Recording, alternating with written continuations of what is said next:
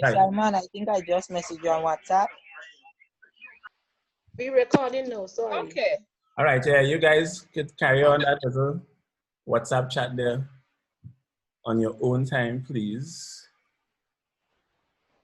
All right. Any comments on the first 4 notes? You have a chance to read them? Anybody? Somebody? That's note 4, right? Up to note 5. Note 5 was the one on Tuesday. So I was looking for that note 5, you know. Anyhow. 10 and one was 10 steps to the plan, and the other one was 7 steps to the plan. Well, not the other one, the same document, but second.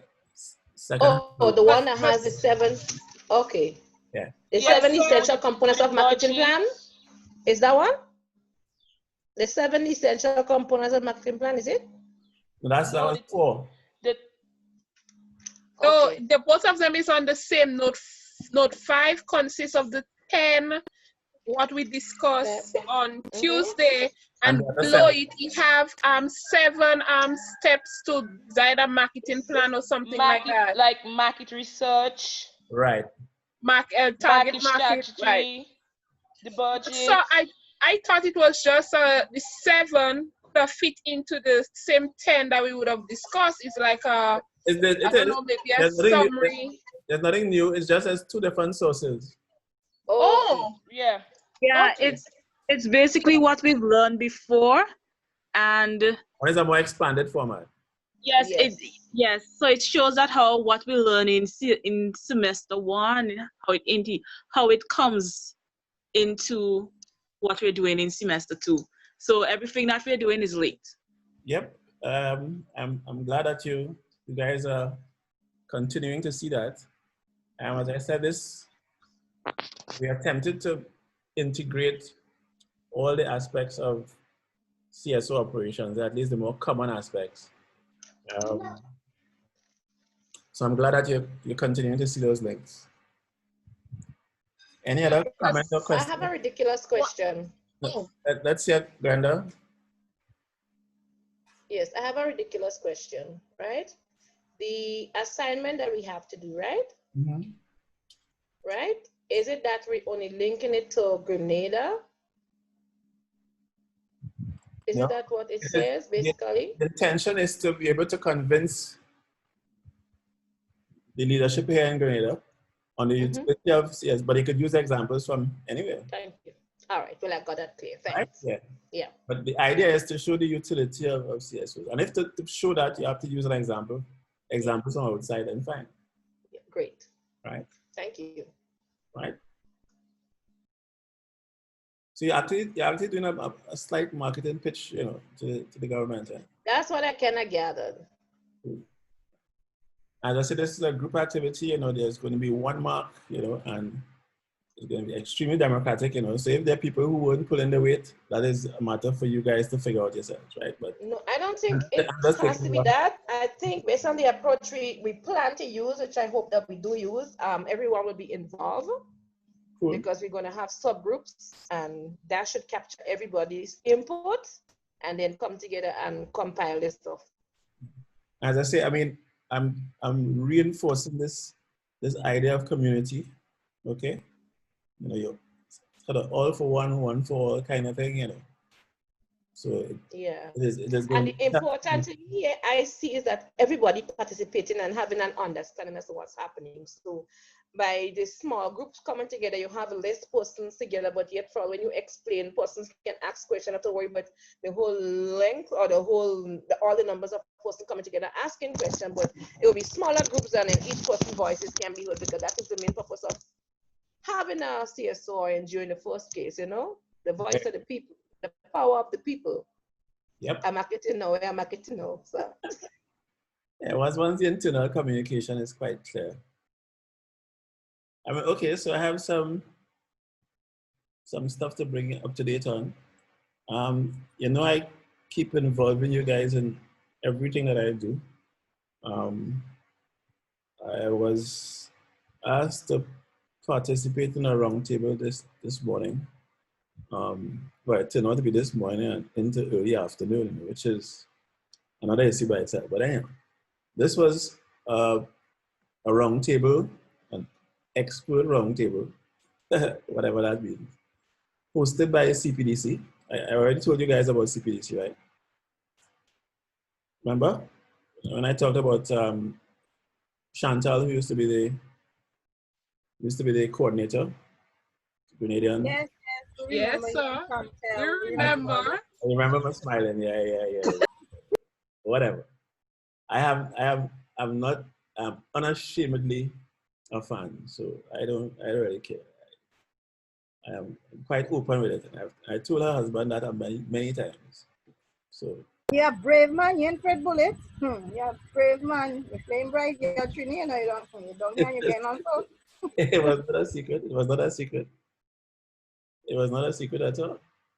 All right. So the idea behind it was to discuss a German-funded project that is being implemented in six Caribbean countries, including 4 OECS countries. And the idea was to introduce small farmers in Grenada. Well, today's session was specifically for Grenada. Introduce small farmers to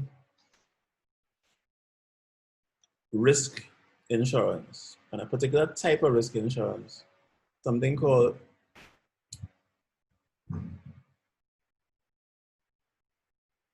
I want to make sure I parametric, right? It's based on parameters, parametric insurance principles. And the only reason I'm burdening with all this is that a major segment of the discussion led to the importance of CSO. I'm not too sure. I'm not hearing nothing you guys is saying. Are the rest of you hearing me? I am.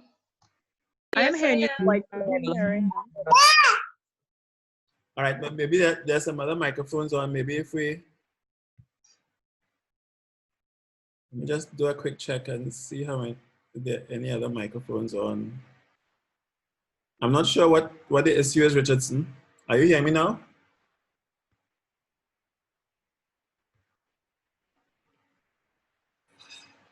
Guess not.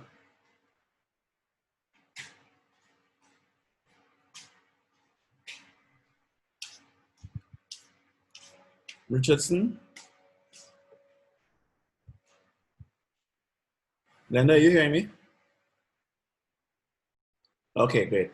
All right. Well, I'm going to ask Richardson. Well, somebody just text Richardson and ask him to maybe log in and log back out or something, because the rest of you are hearing me. Okay? Yes, I was telling you. Okay, so I was telling you about the significance of mentioning it in the class. All right.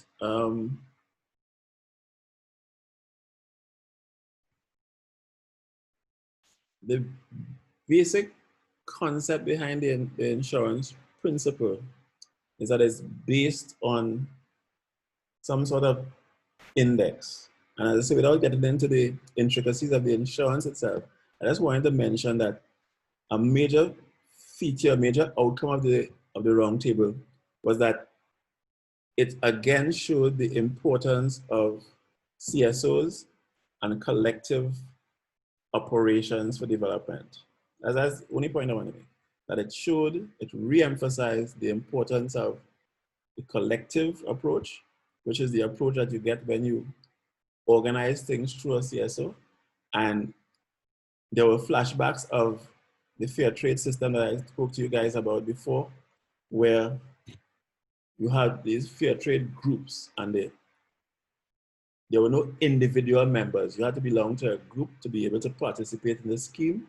In the same way, it is beginning to look like this insurance scheme is only going to make sense if it's on a collective level. It may not make sense on an individual level, given the complexities involved in insurance. That was my way of bringing you up to speed to how I spent the better part of today. All right. Now, I have some more news. Ms. Lazarus has agreed to do a session on Tuesday, Tuesday 23rd. And in the title, let me just give you what the session will be about. I'll put it in the WhatsApp chat, but let me just tell you now. I have confirmation that she'll come in at 6 on Tuesday. And she has agreed to give us a half hour. And just the topic we agreed on.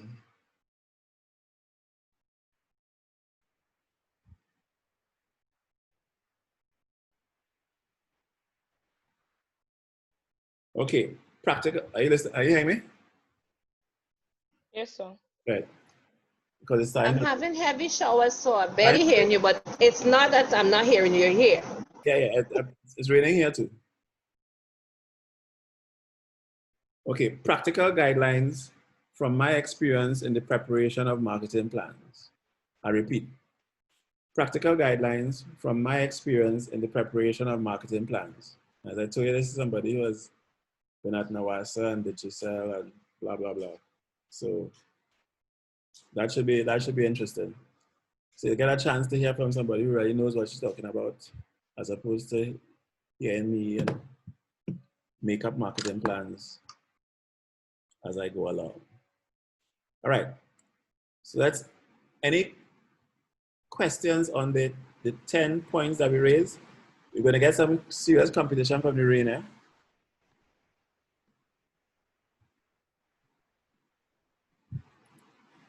How many of you got the concept of market research? Who can tell me in their own words what that market research section was about?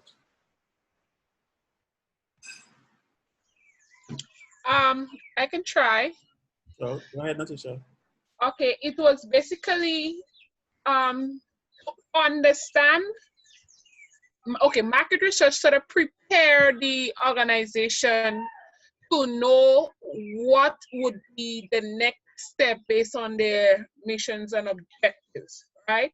It helps you to understand not just targeted group that you want to bring forth your product to or your service to, but it also helps you to understand your competitors and how you can design your marketing strategy in order to bring about the best quality service or product. Thanks, Natasha. Very good. Can I just ask another question? How many of you know what KYC refers to in terms of the banking sector and marketing generally? KYC. You may have heard the governor of the central bank use that acronym. And if you got into any of the discussions on the digital currency, you would have heard KYC, KYC, KYC. Any of you know what that acronym stands for?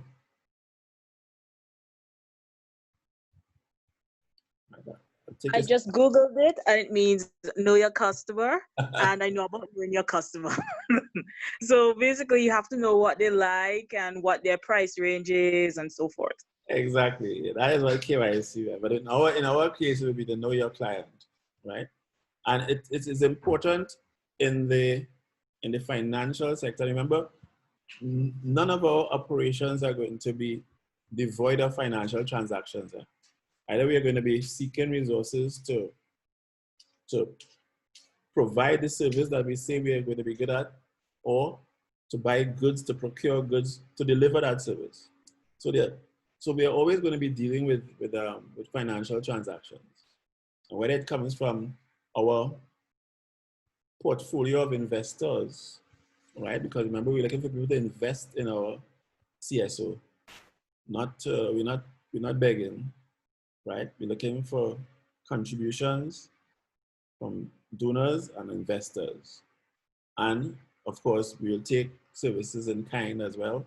So even if we don't get financial resources out of an individual or a firm, we want to get something in kind, whether it be services, the use of their facilities, volunteerism.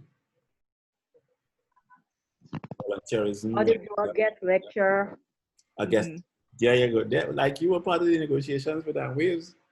Yeah, well, that's part of what I use to negotiate with Waves as well.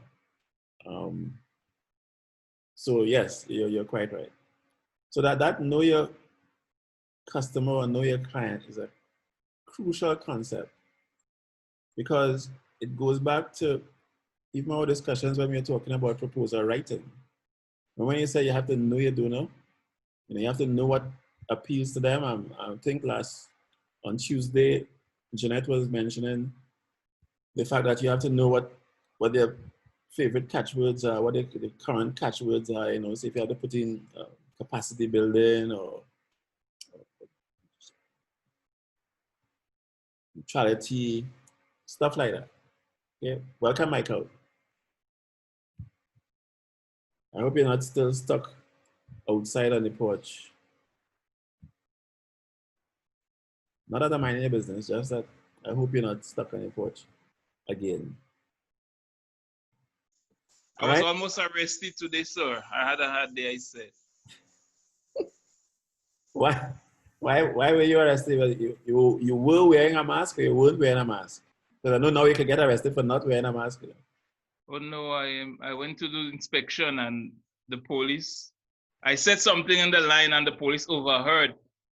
Oh dear. And he failed me. So I had to go back to the mechanic and get some things organized and then go back again. And you have trouble with authority figures, boss? I work with the police, Mr. Maxime. He out of order. Well, how come you would have mentioned something that you know would irritate the police and find yourself in that type of situation? Yeah, anyway, it was a real, and I was just trying to prepare something to eat, so sorry for being... No, sorry, but I didn't mean to pick on you. I'm just glad that you were able to make it.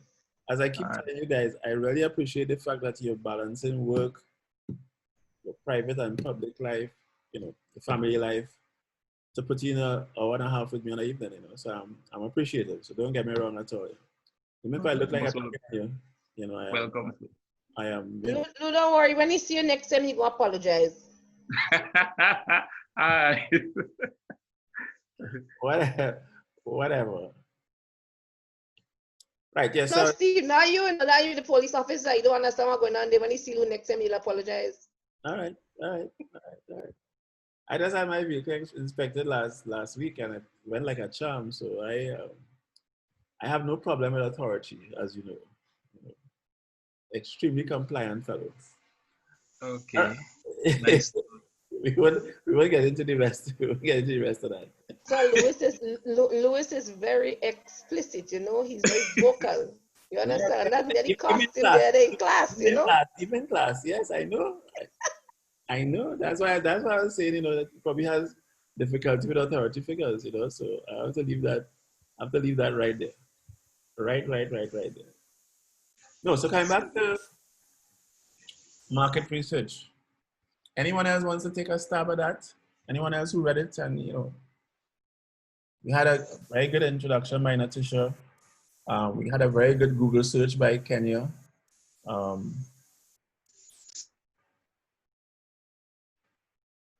When you read it, what struck you? This is my clever way of asking those of you who read it. What struck me is the way that it incorporates what we already learned and from the previous semester. And it also have different marketing things that you can use. You need to know your product. You need to price properly, and you need to definitely budget, which is very important.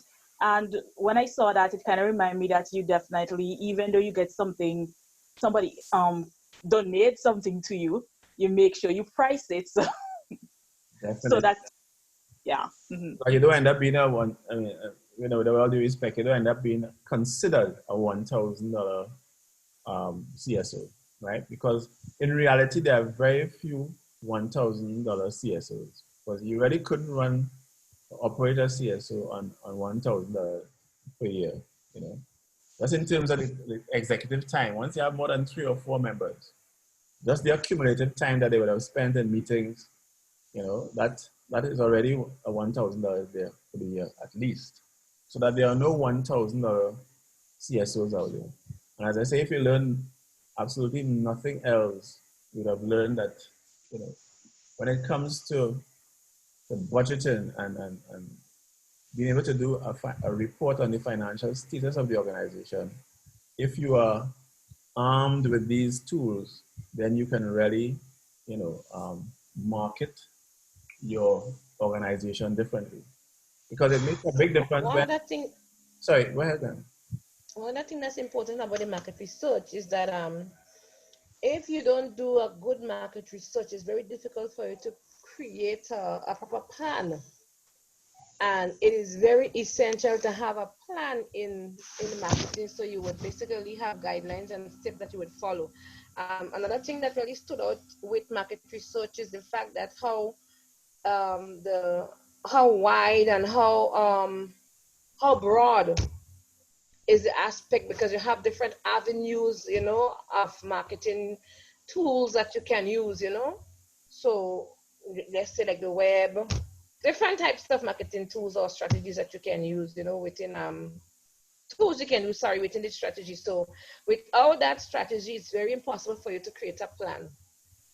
Well, it's not impossible for you to create a plan. It's impossible for you to create a proper plan. Yeah. Proper plan. Yeah, proper plan. Yeah. Well, I agree with you, Mr. Maxime, a proper plan. Yeah. Because at any time, anybody could create a plan, right? Yeah. Just creating the plan that will work. Yeah, proper plan. My correction, I said it in the beginning, Yeah. All right, and it's good to know the trends, you know, that we're dealing with, and you know, get ourselves up to date with, you know, what's happening now, you know, the time that we're in, you know. Yeah. And what was interesting, another interesting thing about the roundtable this morning is that Ms. Ferguson was there as the representative of something called the Coalition of, I'll get the correct terminology, but it's really a coalition of civil society organizations in Grenada, right? And while she was introducing herself and the organization, it dawned on me that, you know, that we are going to be, not we, your CSO is going to be playing a different kind of role. Instead of just amalgamating the impact of the CSOs, you're already going to be building standards into it. Because I know for a fact that a number of the CSOs that may be members still require, you know, this kind of input that you are purporting to be able to present, in terms of how do you get them on a sustainable footing, how do you get them into sustainable community development practice as a means to an end. All right, so I like to let you guys know how relevant everything that you're doing is there, and even in national context, right? So that in the same way that we sat in TAMCC and mentioned, you know, how you could hardly have a development organization and not be concerned about COVID, because COVID was about people. And if you're in development, then your major, at the center of everything, has to be people. The environment is important, fine. You have an environmental CSO, NGO, fine. But the end result is always about people. So when you affect somebody's livelihood one side by telling them, okay, you can't hunt turtles now, then you have to be clear that you're going to be finding alternative ways for them to support their livelihoods, right? Whether they become tour guides or wardens or what have you. But there must be people must be at the center of every activity. Otherwise, it's going nowhere, right? Because as I said, you know, I don't care how much you like turtles. I don't care how much you like birds. I mean, the idea behind having all this environmental protection so is that people will benefit in the long run. Sure, you're saving the turtles, yeah, but it really has to do with livelihoods and the survival of people generally. And it's part of what I like to refer to as species loyalty. I think I told you all that story, my very first interaction with animal rights activists, it wasn't a pleasant one at all, right?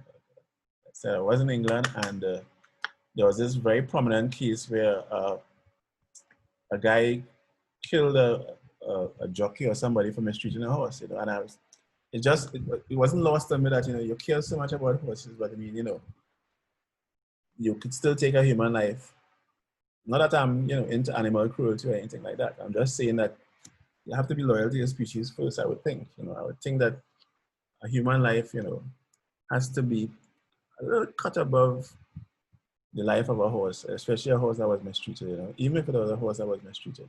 And when I see people going to those lengths, it tells me that, we need to focus on people, and that is a difficulty I have with Europeans and North Americans and some white people on the whole, in terms of the relationship with their pets and dogs. I know there are people out there that will move heaven and earth to for a dog, but they wouldn't necessarily do it for another human being. And I find that really difficult to reconcile. That you could get so engrossed in protecting other species and your own, there's no species loyalty at all.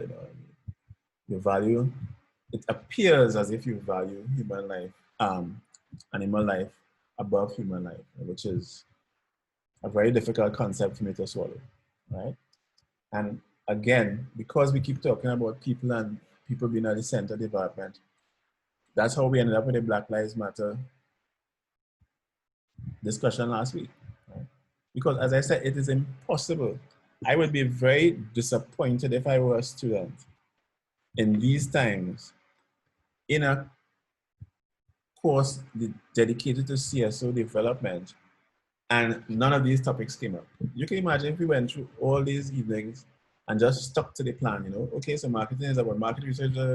We didn't say anything about Black Lives Matter. We didn't say anything about COVID. It was as if we're operating in a vacuum where the real world doesn't impact what we're studying and why we're studying it, right? And as I said, that's my major promise to you, that we will always relate what we're talking about, what we're studying, to real life issues. And that's why I try to keep you sort of wired into everything I'm involved in, everything I hear about that could have, however remote, an impact on your development as CSO professionals, right? Which is what you will become when you graduate. And even before you graduate, you will have, those aspects of professionalism when it comes to CSO development. Okay? So, go ahead, Natisha. In reading the material, right, one of the things that stood out to me, especially in regards to research, I did a sort of like a reflection. And now I understand probably why all them little businesses most of us try to start up didn't get anywhere. Because research is so important. It's like preparation for down the road that would save you a lot of heartache.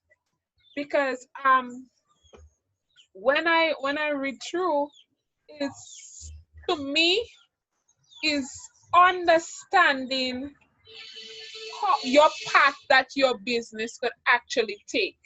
And it's not only you, but it shows you how you can be above the rest of your competitors as well. And it's to me, it's a lot of preparation. And if the research is done correctly, then the other things will sort of automatically falls into place. That's what stood out to me is underneath the research component of the reading. Another thing that's thank you, Natisha. Another thing that has always impressed me when I started looking at marketing plans and marketing strategies, and so is this concept of identifying the problem to be solved. if your product or service is going to solve an issue out there, to fulfill a need out there, whether that need is a felt need or an unfelt need. And the whole power of marketing is being able to identify where those gaps are, identify what those issues are, and find ways around them. Now, one of the earliest examples of that I saw, I mean, I was a youngster working in a automotive a car parts retail outlet, and that was around the era when this guy used to come around to the offices selling nuts, but he would always include, was the first person in Trinidad I knew that did that included a toothpick in each of the packs of nuts. Now you may think that that is not a major innovation. No. But at the time, I think he recognized that there would be people, especially office workers, young girls in a nice dandan and thing, just had nuts, and before they go down, they step out on Frederick Street for the taxi. They are out there, everybody there picking away at their teeth and stuff, and just that simple innovation at the time brought him a whole bag of customers, literally, because he separated himself from the other nut sellers and nut vendors out there. And I think I mentioned before, Jumbo, with what he did is he captured convenience aspect of trying to buy nuts in a crowded stadium. If you're trying to buy nuts in a crowded stadium and you raise your hand and you have the nuts man negotiating between those seats to come and bring the nuts to you, by the time he finally gets to you, might even want nuts again. And what Jumbo was able to do is to recognize that that was a need, that convenience. And he trademarked his ability to literally pelt the nuts at you from anywhere in the stadium, right? And I think Vonnie somebody was saying that they knew of Jumbo. Was it you, Vonnie, who said that you knew about Jumbo?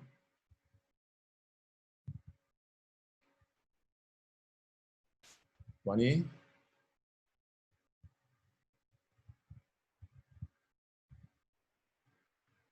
Was it you, Vonnie, when I gave that story sometime last semester?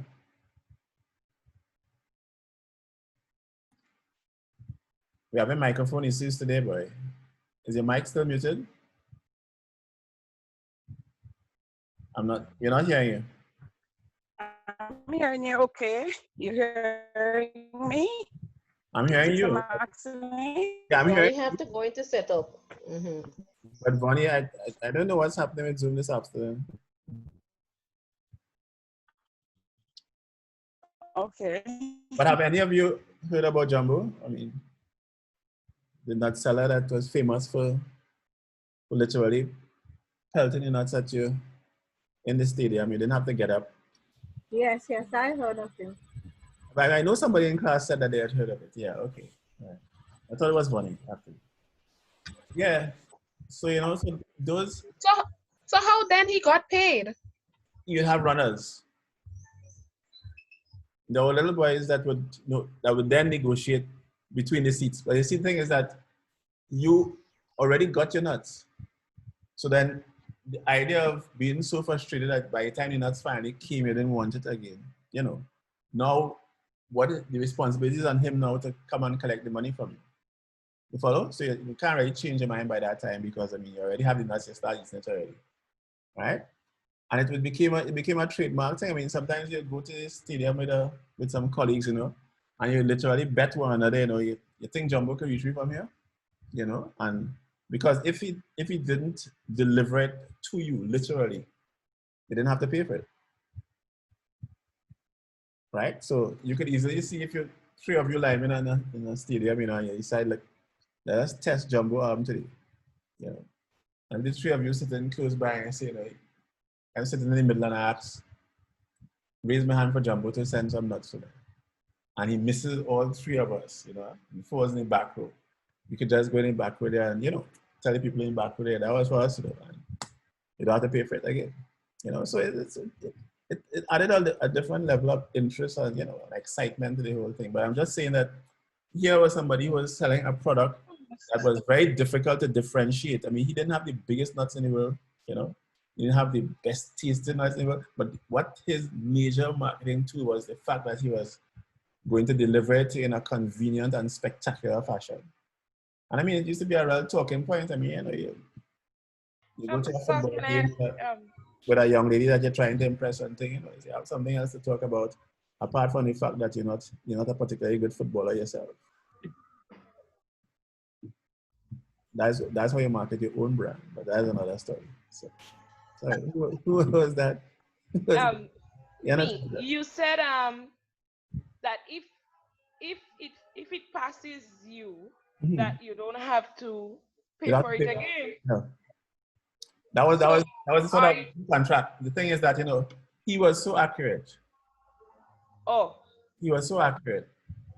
Oh. That that okay. It wasn't as if if you fail to catch it, you don't have to pay for it. Okay. If you fail to catch it, it will hit you because I mean he was that accurate. You know what I mean? Okay.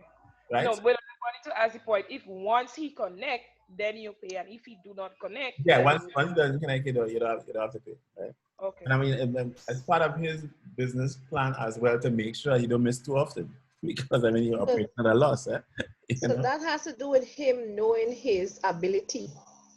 And you see that knowing what he can deliver. So it's a part of not just knowing your customer, but knowing how well your strategy works. And you understand? He has to have a unique characteristic or a unique feature. That is what I kept saying last time. I said, what is so unique about your CSO? What is going to separate you from the rest of the nut sellers out there, right?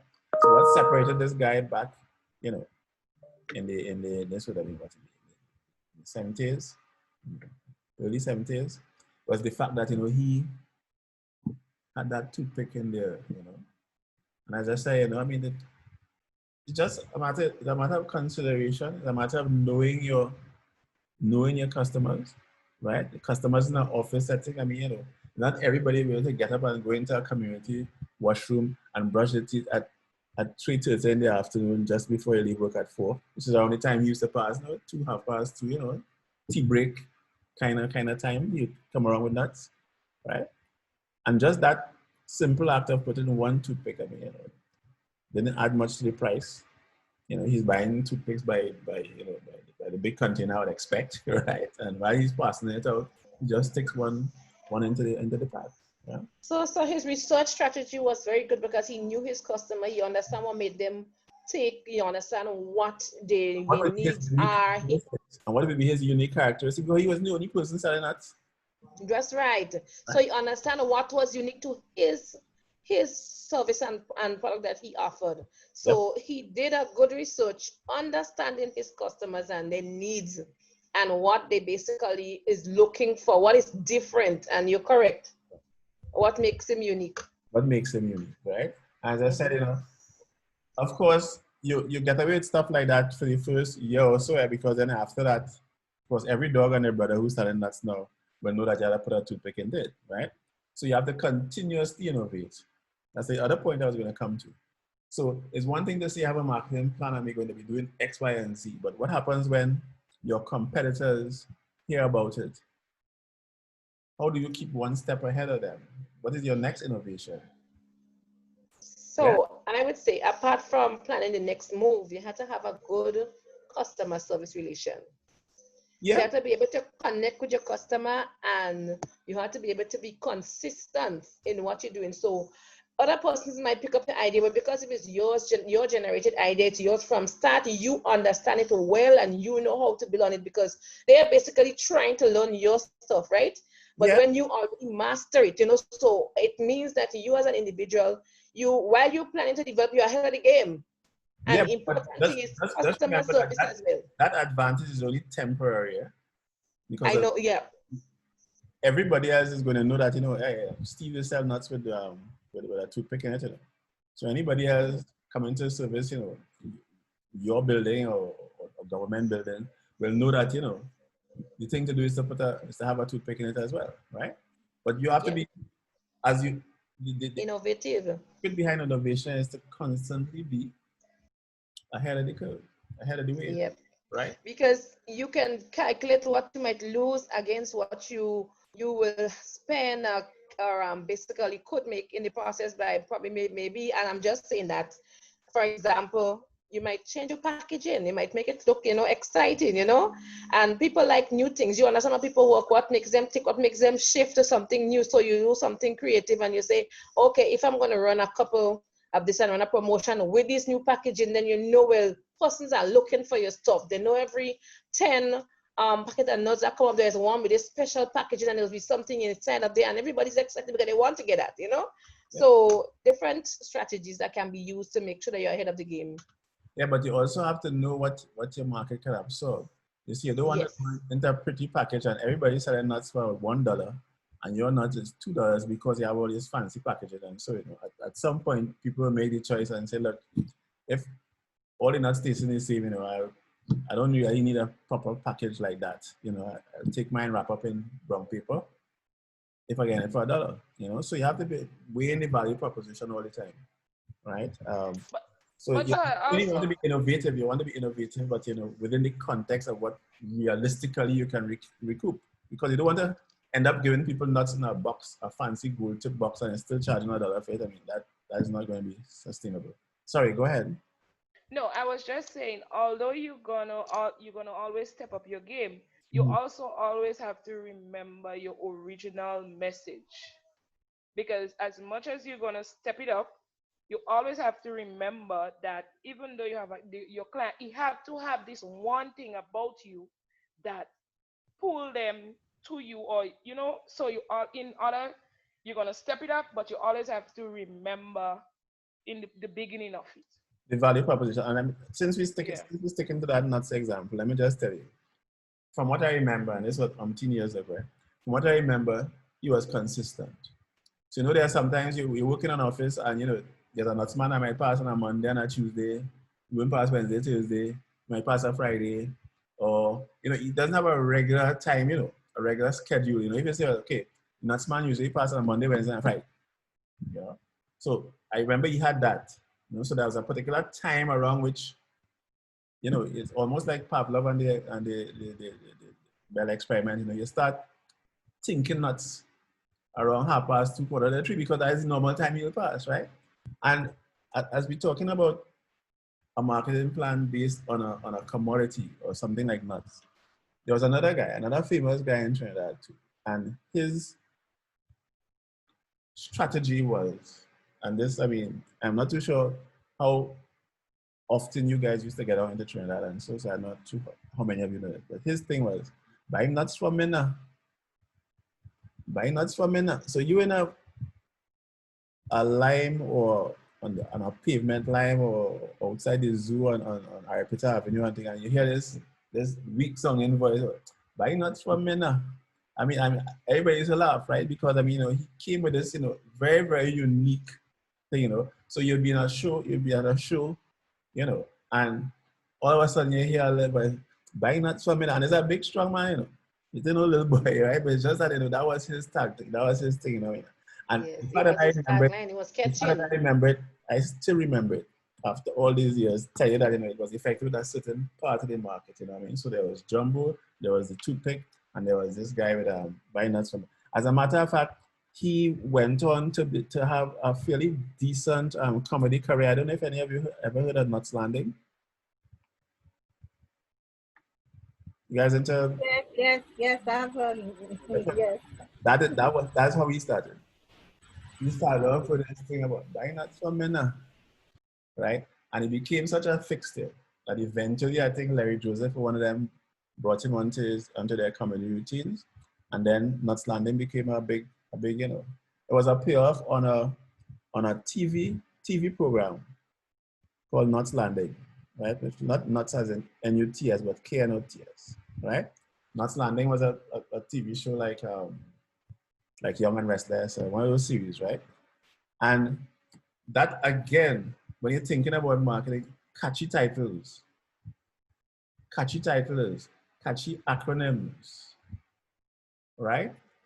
all of those things, make a big difference, because that, imagine a catchy title, catchy acronym, and a catchy logo, all going together. And so he had a rhythm too, so he made a road march song, Right? But not only that, so as you're telling that story there, we have this guy too, that's a Rasta guy that sell nuts, and his trade is telling you how the nuts was prepared. So he would go around and he would say, roasted with hard wood, ampest wood, fire on top, fire below. And guys and them now would bring in this, double meaning thing into it. So when they see him, they don't say nuts, they say hardwood, compass wood.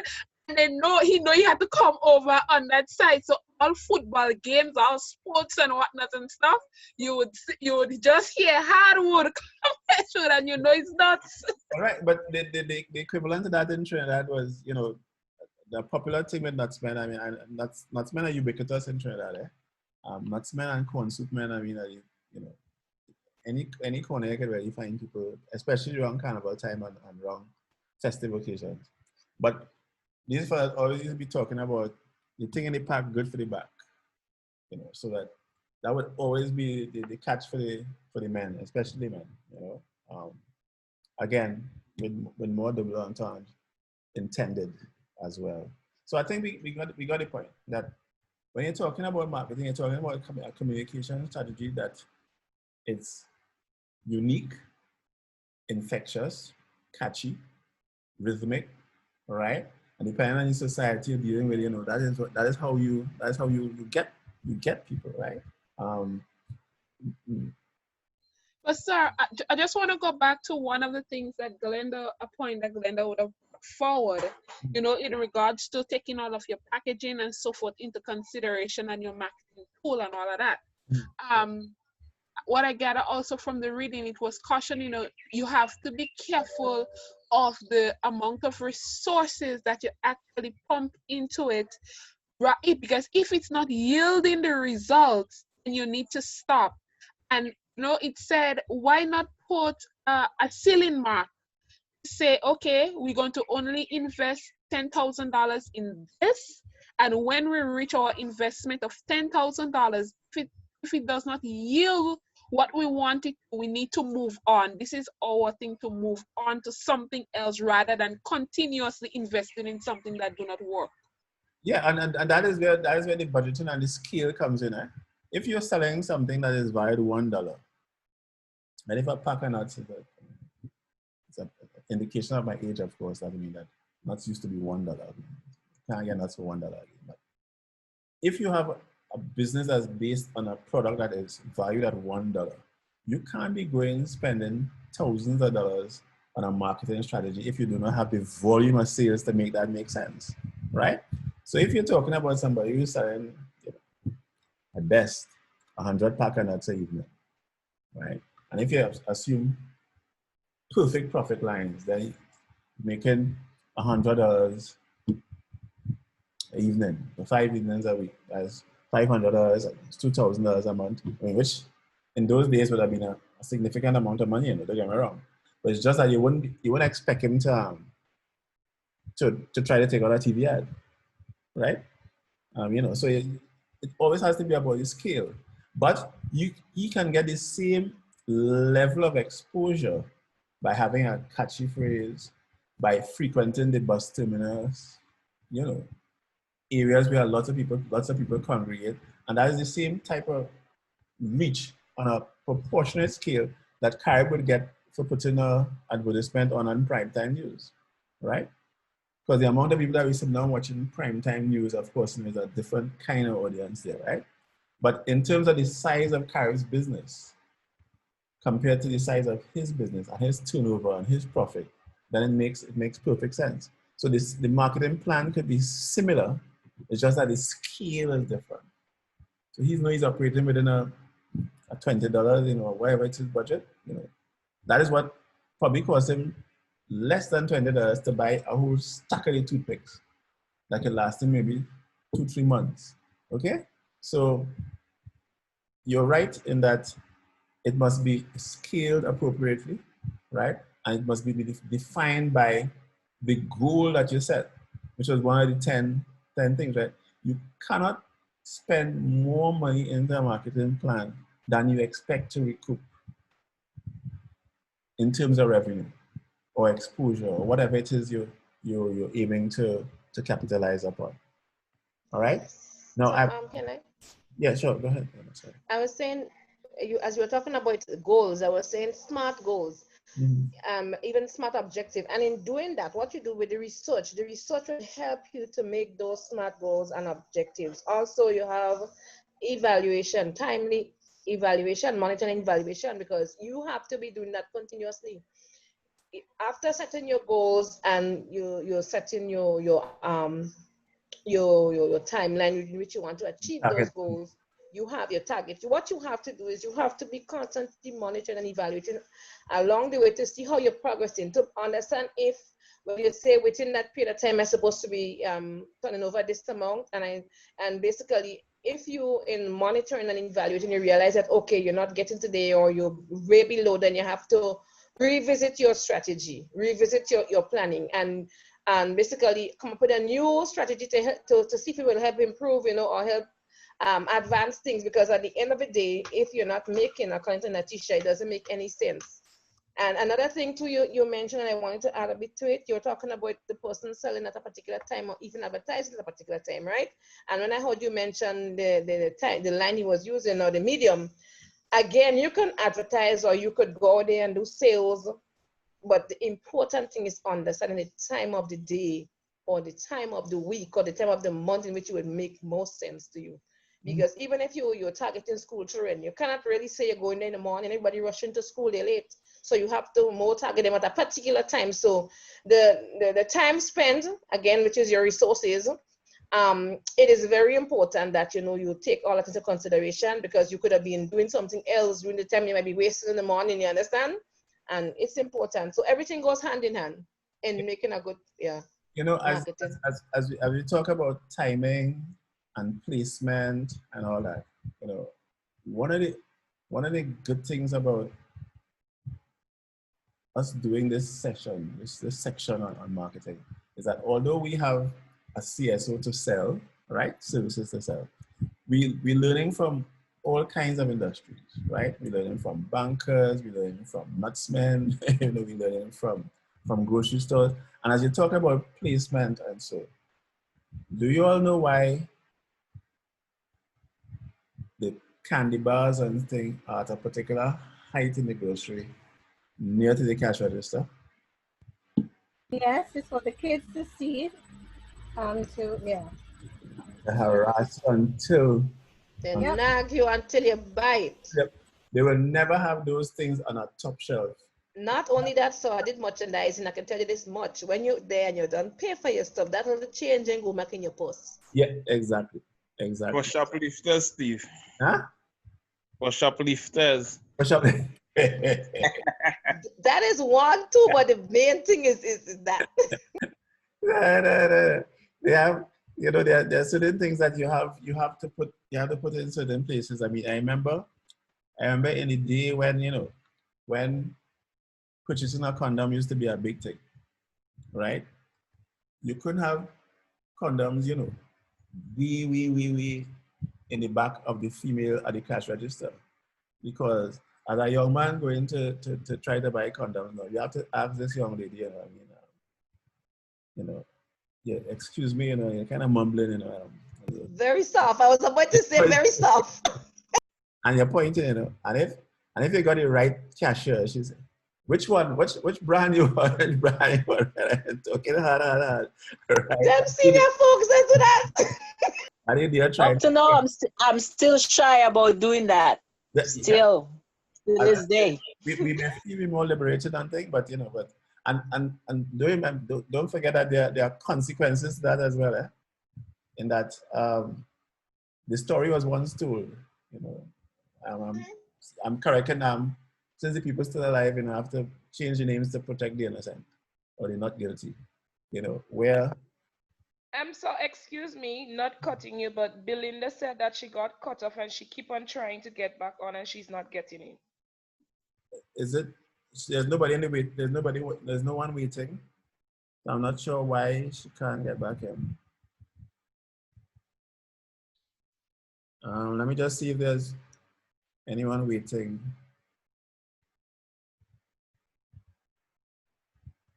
Can you tell her to try again? Please. Okay, I will. She's clicking on the same link.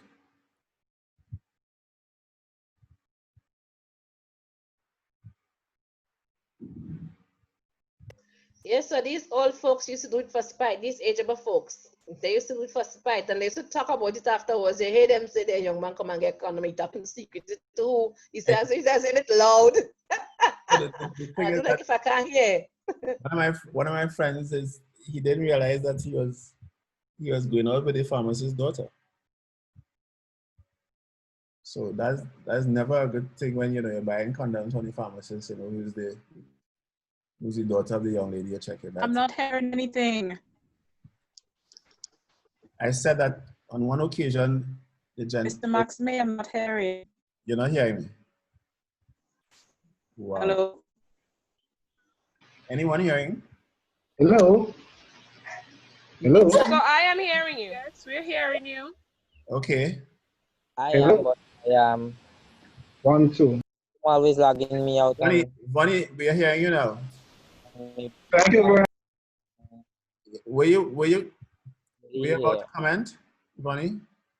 No, I just wanted to check to see if you all can hear me. And is Belinda back on? No, not as yet. She's trying again. Wow, I still can't. It seems like if Kieran having the same problem. He say he had the hearing and when he tried to speak, he can't. Wow. Something seems to be wrong with Skype today then. With Zoom today, yeah. Now you're going soft, Blender. I'm not hearing you either. Oh, mic is muted. I use both medium, that's why. Yeah. Okay. All right, so let's see how much we can squeeze in while Zoom still allows us. No, sir, you need to tell us that story before you move on. I have been waiting. I was saying that the gentleman, the youngster buying the condom was buying it from a pharmacist who turned out to be the father of the young lady he was checking. So that did not go down well at all. Oh. Yeah, that's definitely that story did not have a good ending at all. Hello? Yes, Belinda, I'm hearing you. Okay, Belinda, I'm sorry, I got knocked off. But you're back. Came back on, so I'll catch up with the recording. Yeah, I'm back. Yeah, you only heard about Jeanette and people buying condoms, so you didn't miss much. Really? Send the recording early tonight. Wow. Only me, right? You pick a good time to drop out. Belinda, nothing so. That's a very interesting conversation, Jeanette. And look when the phone decided to shut off on me there. Eh? You was walking too fast, Belinda. You was not walking at a normal pace. When you No, I wasn't walking. I'm actually home, and it showed that I'm in the meeting, but then it shows join a meeting. Then something else come up to leave the meeting. So I don't know. You have multiple personalities. Kelly said no, she's not hearing, but she's seeing everybody smiling. Yes, she has multiple personalities for real. I would think so. Sandy, are you with us still? Are you hearing us? Noja? You're here, yeah. At least we're hearing you. Okay, all right. Okay, so you're there. I always suspect people with new equipment, I always figure that they don't know how to use it and all that, but that's a longer story. I don't think we want to get into that.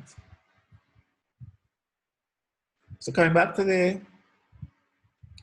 I think it was the 8th or 9th point about the budget, right? And we're going through these steps in the marketing plan so that when somebody's mic is, when the managing director of Waves joins us on Tuesday, you'll be able to see how her experience in developing marketing plans fit into the kind of discussions we have been having. Okay? So this is why I'm spending today in going over this whole concept of the marketing plan and to hear what professionals in the field have to experience when they do develop marketing plans. And an issue we will not have, well, that you will not have in a CSO is that a number of times as a professional, if you're developing a marketing plan for a client, then you have to be able to sell that plan, first of all, to the client. You know, so as a professional developing marketing plans, you're often constrained by the inability of your employers to see the real full unfolding of the plan, of the marketing plan. Because I know for a fact that there have been institutions that have ordered or requested or paid for marketing plans, and it didn't go through it. Because I mean, the plan was just so out of sync with their level of understanding that they just didn't bother. They thought it was either too fancy or, you know, it was appealing to the wrong demographics, you know, as if they had done the market research themselves. Because there are a number of times organizations have a leadership that feels that they know everything about marketing already anyhow. So that first they can't understand why you have this highly paid consultant coming in to do the market research. Because what market research we need? I mean, we need a small, everybody know everybody. So you don't really need no market research for that. So it would be interesting to hear what her experience has been as somebody providing a marketing plan, either as a junior, as a senior employee, as a part of management, or as a consultant coming in from the outside. So I'm looking forward to what transpires with that. Okay. Any other questions? A lot of people I haven't heard or seen for the evening, so my roll calling is becoming very difficult. I wanted to comment, since we were on the marketing research, make the point and support the points that were made that organization needs to see research as a permanent component of the makeup, because it's a dynamic, marketing is dynamic, and you always need to know. So it cannot be an organization and then there is a sort of what you call a research department or research person that is on the side. The whole framework of the organization needs to be built upon data gathering and things like that. Yep, definitely. And as I said, our first step into that direction was that very fateful evening. I still remember it, and I still remember where Belinda was sitting down in the corner, in the right-hand corner, in the back of the room, and she stood up and said that, you know, there were 200 or 300 or whatever it was CSOs, and everybody was kind of like, wow. So we have a lot more work to do than we probably thought of when we started talking about designing the CSO, right? And then of course, you have to fine tune it now to find out how many of these are really still active, right? How many of them are just, you know, are just people CSOs, you know, where it's just somebody and their cousin was looking to apply for a grant for something. Now that they got it, you know, that's the end of that, you know. I mean, the CSO no longer exists. Although it's on the books, it's still on the books, right? And maybe one of our first, first activities could be just that, to do that bit of research and really give a definitive statement of the number of active CSOs in Grenada, right? Which would be different to the official count from CAIPO, which would be the number of registered CSOs, yeah? And then you may very well find that there are CSOs out there that are operating that haven't registered as yet, you know, which is something we found out in small grants, you know. people were coming, and then when they heard that, you have to be registered, and they never even, everything was so informal that they never really got around to registering the CSO.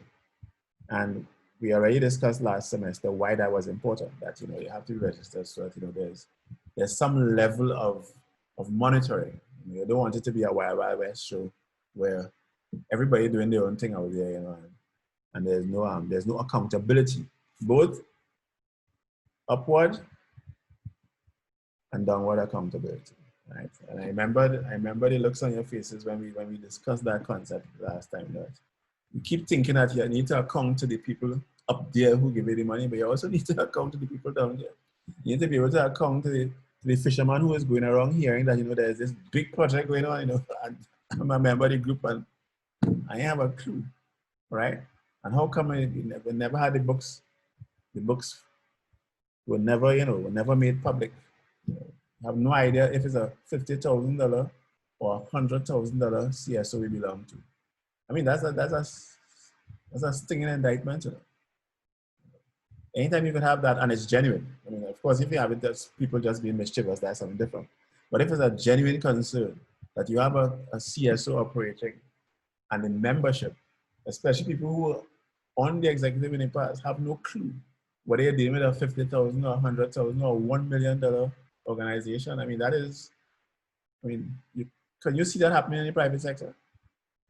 Do you see somebody being a director in a private sector company and not knowing if they're $100,000 or $50,000 company? I mean, that is unacceptable.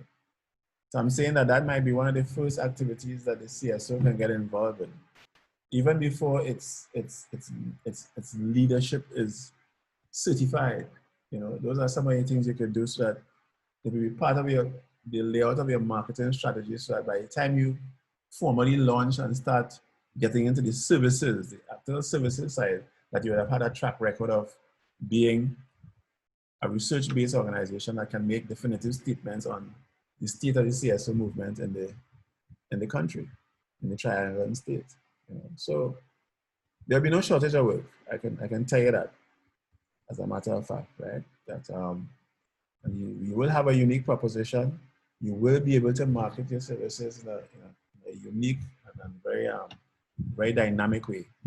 And when you start listing the inherent skills or the skills resident within the group, because you would have done your skills audit, when you start talking about the collaborations that you would have had with a Waves, with a Maxine, with a this and a that, that gives you a unique proposition. And you're starting off, although you may be starting off late in the game in terms of the age of the CSO, you're coming with a track record already, even from your formative years, right?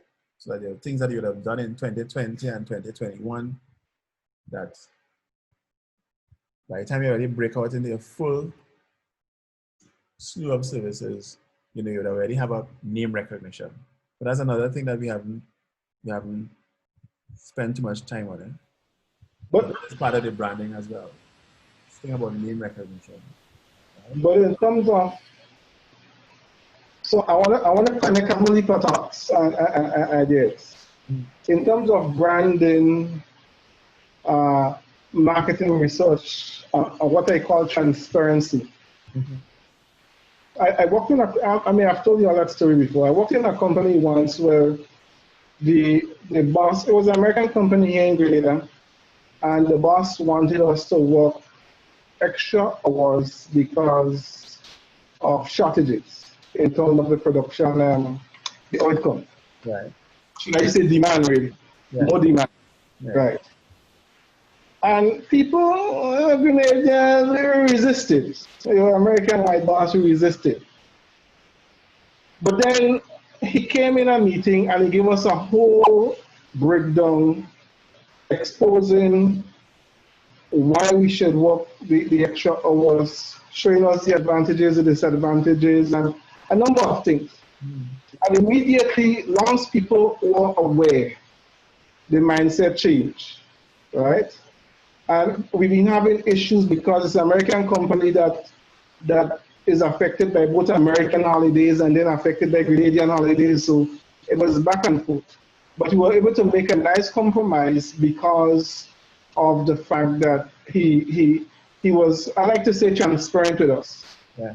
Now, if a company has if an organization, a CSO has a history of transparency, that in itself is a marketing tool for that. Definitely. And that builds trust. You see that is part of the brand. You see. That is what branding is about. What you associate with a brand is a promise. That's what a brand is. A brand is a promise. So when you travel and you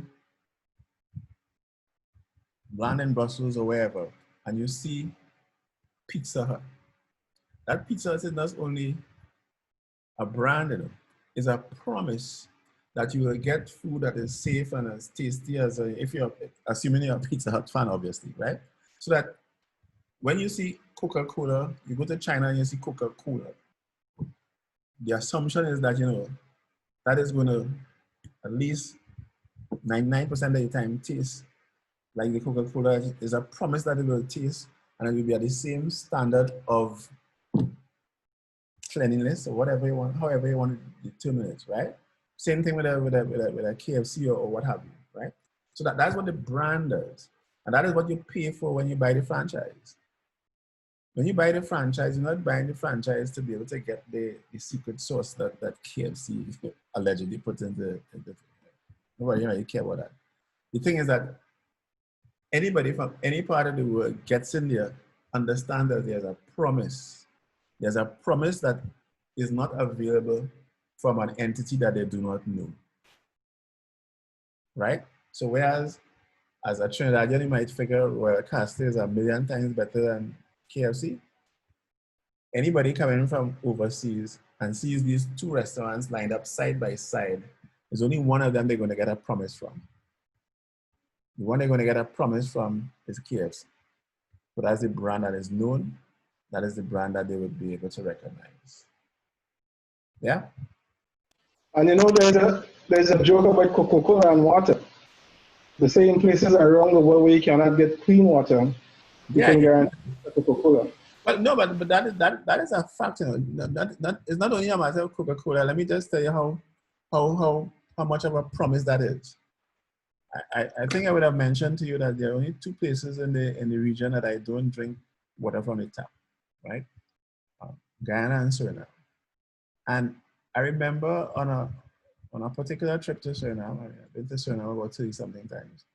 On a particular trip to Suriname, of course, I'm not drinking water, so I'm drinking bottled drinks and things. And the Coca-Cola was hot. And like a fool, I put ice in the glass and I proceeded to have my Coca-Cola, and then I proceeded to be sick for the next day and a half. Because obviously nobody makes ice with bottled water or distilled water. So it's obviously stuff. Right. They put it into the refrigerator in the restaurant. And although it was one of my favorite restaurants, I mean, that one little slip, just a minor slip like that, had me ill into the next day, right? And when you're on a 3-day or 4-day mission and you're sick for a half day, I mean, that throws your whole program off, especially in a big country like Suriname where you have to be driving, one destination might be 3-4 hours away from the next, So when you miss 4 hours, curled up in bed, it takes a toll. All right. So I want us to be very clear about this brand thing, And as I said, it has to do with personal branding as well, right? Your brand means something. There's a promise that you bring with you whenever you approach a task. So if as a brand, in people's mind, you are associated with certain levels of performance, that is the promise that you bring. That is why people are going to invite you to be on boards and invite you to help with this and invite you to help with that, right? Whether it is in terms of services or products, right? If you're a caterer, right, and you have a particular brand, there's a promise so that when I'm having my event, I am going to ask you to be the caterer because I think there's a promise there that you won't get sick, right? That your brand is associated with a certain level, a certain standard. I know that you're going to come there and none of the young ladies or young men serving are going to have their hair uncovered, you know, and people dipping out stuff with their hand and handing it to you and that type of thing. All of that is part of your brand. Now, people will not go about telling you this, you know, that, oh, you know, Glenda, I notice your brand is and so on and so on. So nobody tells you that. But that is the perception out there. That is what people, cumulatively, that is what the brand means, right? So when they see it, you know, and they ask, who's catering? And it happens at individual levels too. I'm sure all of you have family members who are not as great cooks as you are. So if you're having a family line and you see some dishes arranged and you ask them, who prepared that? And they say, everybody start a mix and, you know, people, you're going south, Yeah, I already feel thanks. I ain't feeling today, you know, I eat something today already. I'm just having something light. Exactly, you know what I mean? Or if you're very deceitful, you know, you might be dishing out for other people, but you're making sure you dish out for yourself, right? I mean, as I know some people have a history of doing. All right? So I'm not boasting myself, but one thing used to happen when I prepare stuff for school events or whatever, the teachers used to keep my stuff and don't give it to the kids. All right. But what we can see now is that your brand is usually associated with fraud, right? Because they keep my stuff, you know, many times. So that's why I'm glad that, okay, that ain't going outside. Put it in there for them. Yeah. And I mean, I know it happens. It happens in what used to be called a school feeding program, but it's now called the school nutrition program in Trinidad. You know that there were certain caterers on certain days and certain items that the kids had to literally fight together. I mean, because you know everybody in the school, you know, was a deserving candidate at that time. All right. So we are quite clear that this plan thing is dynamic. I think Bonnie and some other people mentioned that as dynamic, so that just because you develop the plan today, you know, and everybody sit down and worship the plan and say, oh yes, man, we reach. Things may change. I mean, it doesn't have to be something as drastic as a COVID. 1 or 2 events. The fact that Kikem Denny, you know, acting up, you can set out a whole chain of events, you know what I mean? And I mean, there are some things that you definitely cannot plan for, right? And that is where, well, apart from insurance and other risk mitigating factors come in. So you have a marketing plan, but you know that is dynamic, that you're going to be responding to your feedback. Sometimes you could get it totally wrong. Yeah, as the example with the Nova, with the Chevrolet Nova, right? If you didn't think about the consequences and the culture, you know, the fact that, you know, in Spanish it sounds as if it's no go, you know, then your whole marketing plan, you know, no matter how much you pay for it, no matter which big consulting firm designed it, you have to then go back to the drawing board and come up with something else, right? There are sometimes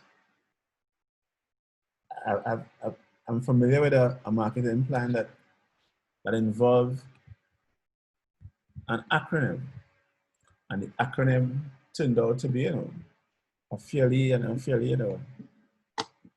Well, I'll give you the example.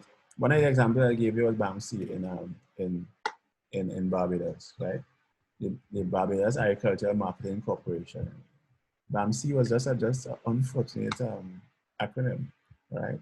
And the same thing has happened in the Bahamas, right? The Bahamas, was it called Bahamas Agriculture and Science something Institute, Science and Meteorology Institute, and BAMC too, you know. But, you know, and just unfortunate. I mean, there's no reason why, you know, at the early stages in developing the name, you know, it could just sticking another letter or something, you know, and just get away from this whole the acronym that is just a turn on from the start, you know. So I mean, I say BAMC had a very checkered life in Barbados, you know.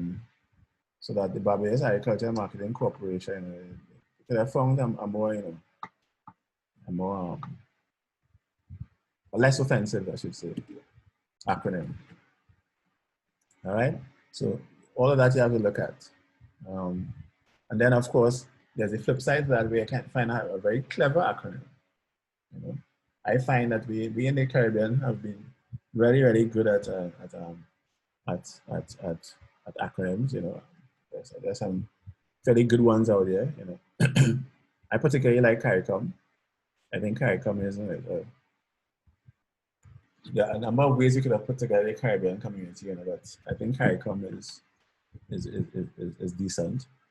Although Paul Keynes would have, would have dissed them on occasion, and say, carry come, carry go, same khaki pants kind of thing. But but be that as it may, that is usually, you usually have some very decent acronyms. I like some of those here. I mean, I like GrenLec. Mr. Maxime, you were talking about feedbacks, right? Even when you're doing promotion of a new product, right? Or even when you're analyzing the marketing plan and the strategy, or even the sale of a particular product, feedback is very important for the strategist or the specialist, right? Even in the promotion aspect of it, because you might introduce a new product on the market and you're sampling like what normally happens at Real Value and Food Fair, those places. And it's important for a person to understand which flavor a particular product appeals to the customer, and not just that they're doing the test based on who say what, but they're also monitoring the number of persons based on the sample they may have, they took. And all of that plays a very significant role into the production. Because though you have variety, you might know which ones you might need to make more of, and then you have a reason why. You understand? So all of that plays into marketing. Even customer feedback. You need to know the way customer thinks or what the experiences are, and you need to understand what's happening or how to fix whatever problem that or potential problem you may have in the future. So all of that, I think, is very, very important to note. Yeah, and another thing that we haven't really discussed, and it's because we are somewhat focused on CSOs and nonprofits. But in business and in for-profits, what I've seen a number of times is that a marketing strategy is developed, a product range is designed. I'm thinking of one particular example in Trinidad, and I prefer to use Trinidad examples because it's less controversial. And there was this line of disinfectants, cleaners, that they got into a lot of trouble in Trinidad because they had fruit type flavors for the disinfectant. And I think eventually Standards Bureau had to terrorize them because it was, children would have been attracted to it. You can't have a cleaner. I think the brand was Floralin or something like that. We have lemon, a lemon flavored cleaner, in a pretty bottle. So fragrance. And I remember that particular brand that they got into a lot of trouble for that, right? But on the other side, sometimes they hide the marketing behind pseudoscience, the appearance of science. Like if you would have known me when I was teaching at UE, one of my favorite examples used to be Milo with Actogen E, right? Nobody on the planet knows what Actogen E is. It just sounds scientific. It sounds like some magic ingredient that will make your little child run up and down the place whole day, with extra energy. There's no such thing as Actogen flipping, right? Another thing too is in powdered soaps. Somebody realized that if you put these little blue flecks in a otherwise white soap, and they call it Ensolve, there's some magical dissolving ingredient in there that's going to wash your clothes a lot cleaner. Rubbish. All part of the marketing plan, but just that it's packaged in such a way that why buy ordinary soap when you could buy Dry with Ensolve? Why buy Ovaltine when you could buy Milo with Actogen E? I mean, it's especially formulated, for active lifestyles and all the rubbish, right? And don't think that is only limited to for-profit companies, right? You have CSOs that. I see rubbish on your mind again this afternoon. Sorry? I see rubbish on your mind again today. Everything is rubbish. As I said, Madam Condoms, right? I am not talking about rubbish necessarily, right? We are talking about disinfectants and cleaners, not necessarily about rubbish. And I saw Mr. Fletcher joined us just now. You know, he's been very, very quiet. Kevin? Hola, Kevin. Dropped out on us again? Yeah. So I'm saying that we have to get behind the messaging sometimes. So I am not going to be as worried if I hear about a CSO that claims to be, you know, improving standards in radar, you know, because you could very well see that, you know, that just as you launch or around the same time that you launch, there's another CSO that says, you know, they can do that type of thing as well. You know. You're gonna have to see how that pans out. Because how you back up those statements, right? How do you justify the logo and the perspective that is being presented in your marketing plan? So peeps, I am content that we are prepared to hear from the real experts next week. I am suspecting that the following Tuesday we'll have a case study on a major nonprofit out of Trinidad. I'm still negotiating that, but I suspect that will be the following Tuesday, and we'll be good to go. All right. So, yeah. Any other questions? Those of you who came in late, I mentioned at the beginning that next Tuesday during our class, the managing director of Waves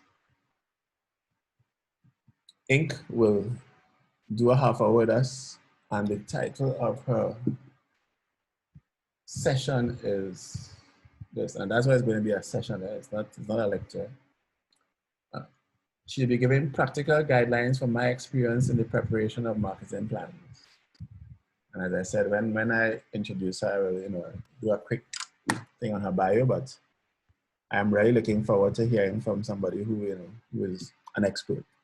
Because remember, I am a marketing expert. I'm an expert in anything, to be quite honest. But it's just that, you know, I've been around a little while and I've picked up some things here and there. But here you're going to get it from a professional. Right? And the following week, we're going to get it from somebody who is the founder and president of a very successful nonprofit in Trinidad, and she'll be giving you some insights into the case study coming out of that organization. So I think, you know, you guys don't have to put up with me all the time. We're going to have some very interesting guest speakers. I will be also looking out for you guys tomorrow. Tomorrow is Labor Day in Trinidad, and this entire week is Labor Week. And I'm going to be on a panel with some other people at a Labor Day event tomorrow, and we are going to be talking about the impact of civil society on, you know, on labor relations, and more specifically women in the trade union movement. I won't be speaking on that, obviously, but that'll be one of the topics.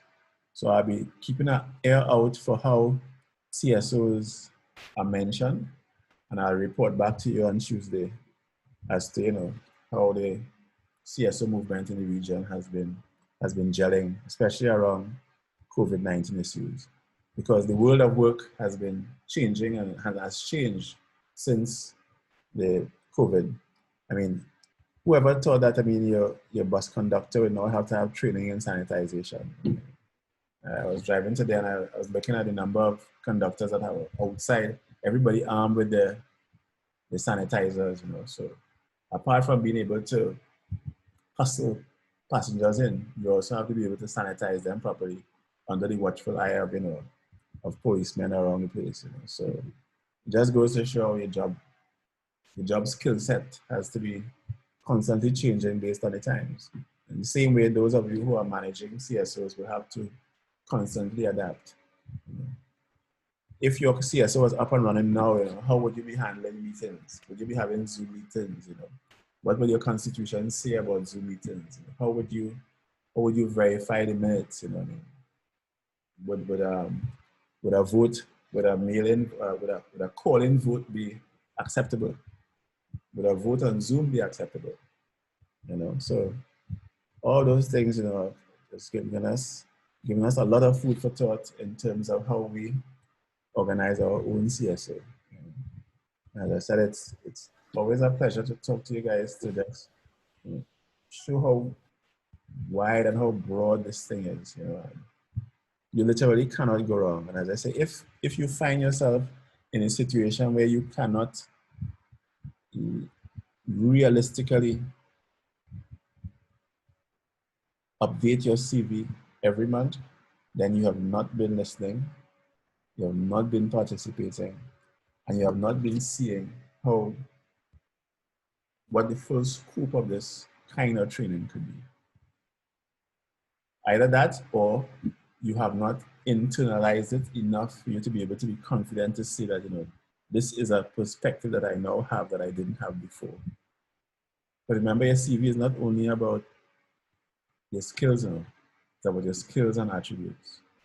So you have a different perspective now in terms of how you address budgeting in a CSO, which may not have been a skill that you had before, right?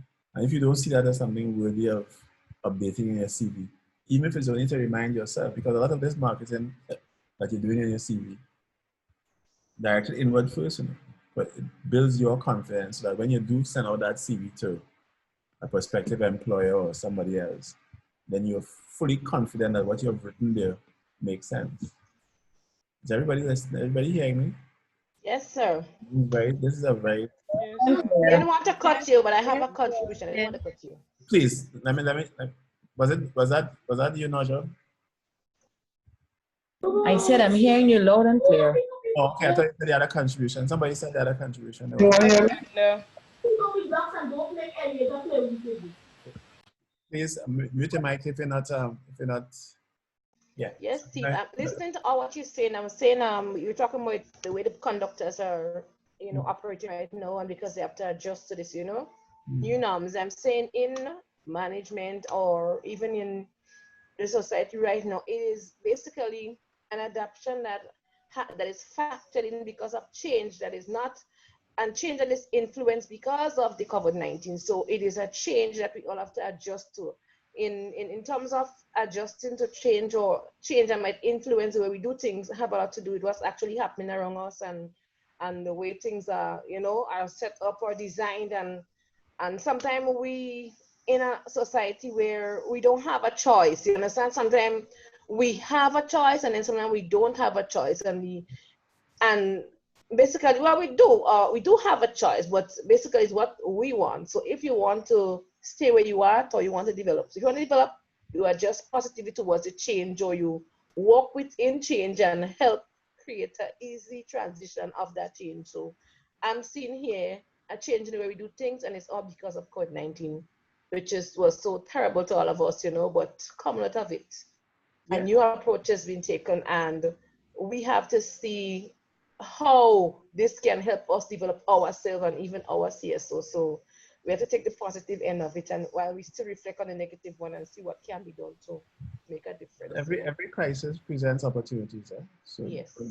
I mean, as I say, as much as we have been talking about flag sport, I mean, there's an opportunity presented, and they produce the sanitizers. Full stop.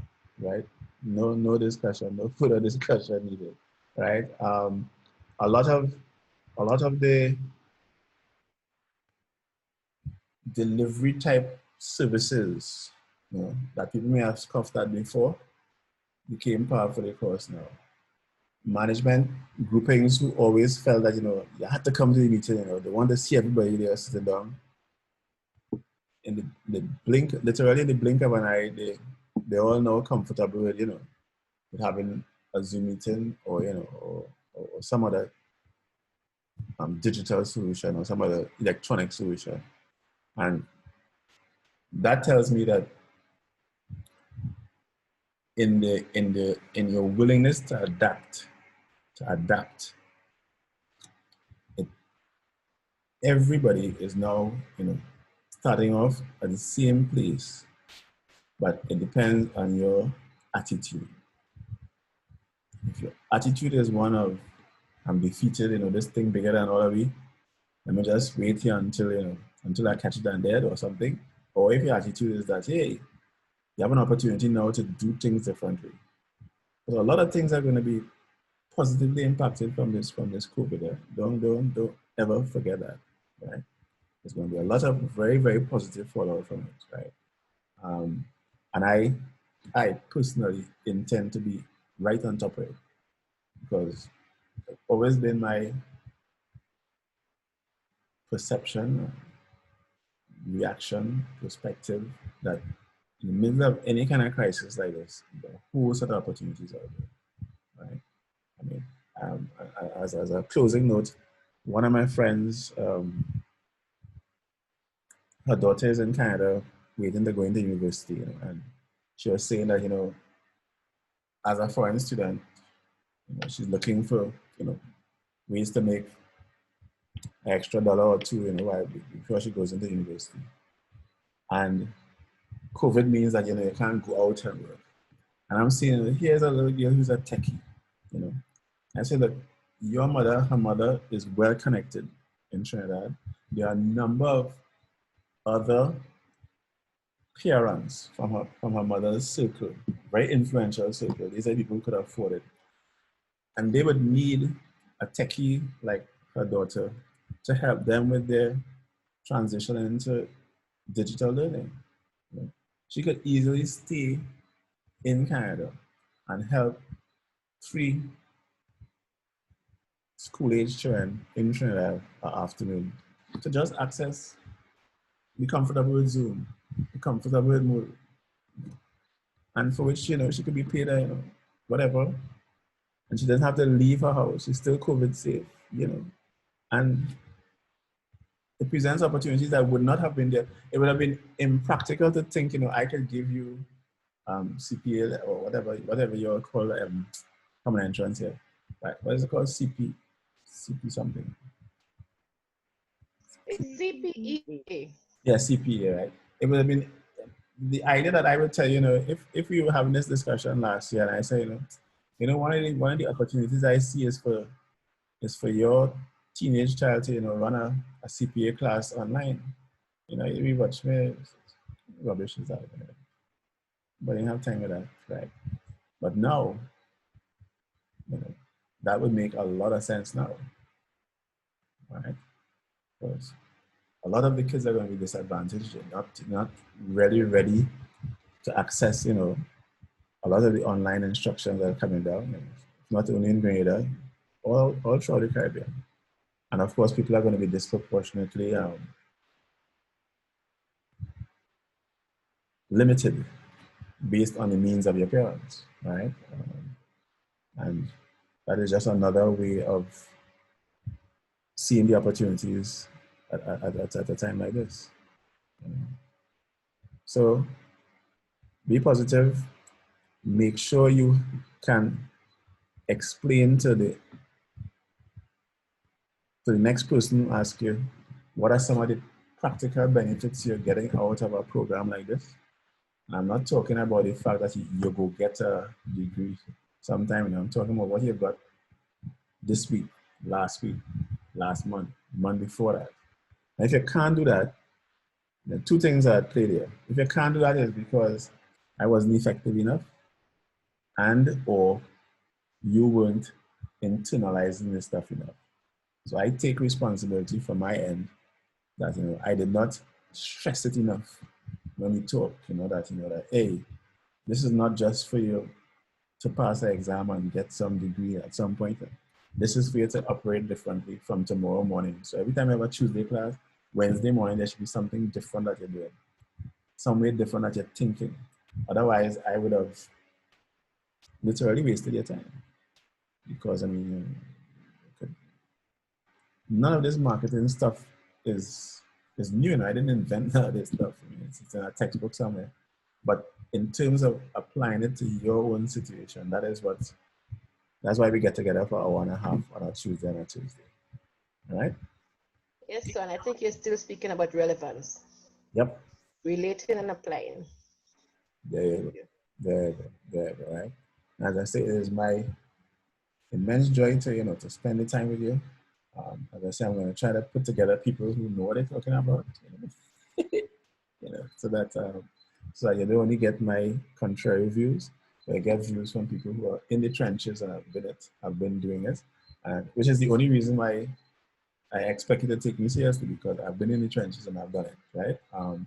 And I'm going to get people who have also been in the trenches and done it to discuss it with you, so that when you step out there on your own, in whatever capacity, you're bringing to bear this focus on real life practical guidelines, which is the topic of Ms. Lazarus' presentation next week. Okay, guys? So any closing comments, questions, concerns? Is there anybody who didn't get this whole marketing plan thing before we discuss it with Ms. Lazarus next week? Is there any aspect of it that you didn't get and you're too shy or whatever? I can understand people being still too shy with me now, but if you're still too shy, then there's always the WhatsApp chat. There's always my own private WhatsApp. But rest assured that if any question you ask me, I will most likely refer to the entire group, because I don't think it's, it robs the class of the interaction if you just, ask me a very good question one-on-one. I will eventually share it. Whether you want me to tell the class who said it or not, it doesn't really matter to me, but I'm going to do that. So I'm not going to be discussing anything one-on-one with you and leave it with you. That's not how we operate, right? So if you weren't around, or your mic wasn't working and you couldn't ask during the class, and you asked me either on the group chat or on my private WhatsApp, just rest assured that I will answer you, right? I think most of you know that I respond to the WhatsApp messages and things fairly immediately, whether it's 2 o'clock in the morning or I'm not suggesting that you call me at 2 o'clock in the morning. I'm just saying that it happens to be at 2 o'clock in the morning when I post something and other consultants like myself are up and answering, then fine, right? But so let me go down the list. Anybody has any concerns, questions?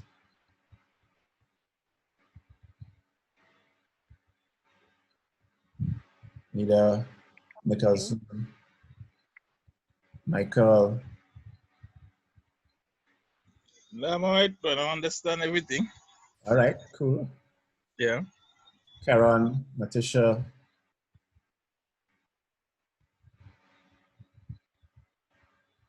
I'm good for now. Rama. I'm also good for now, sir. Chanel. I'm good for now. Kevin.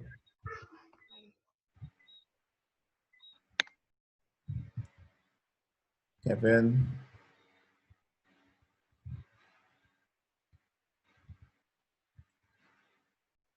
Fletcher.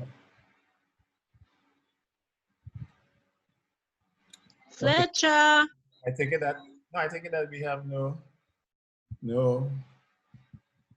comment or questions, so I will call it an evening. Let me once again thanks Karen for the use of his meeting room. Thank all of you for contributing, for telling us some of your innermost secrets in terms of purchases and so on, and answering whatever questions you may have had based on the marketing plan. So remember, 5 o'clock on Tuesday, but Ms. Lazarus will join us at 6. So we'll have, the first hour for us to do our own little in-house stuff. And then when she comes in at 6, we go until 6:30 with her, or however long it, if it's more interesting than that, it goes on longer, then fine. But we have time. Cool. So enjoy your weekend. I will try to enjoy my Labor Day tomorrow. which is a holiday. Thank you, sir. Happy Labor Day. Very much. And it's a big. Thanks. Have a good evening, everybody. I hope the rain doesn't spoil anything. you, You can do. I sir. guess you're doing it virtual, you know. Yeah, we did it virtually. So. Have a good evening, everyone. Good night, everyone. Bye. Good night. Good night. Happy Labor Day, Bye, sir. everybody. Have a good night. Okay. Bye-bye. Bye. Okay.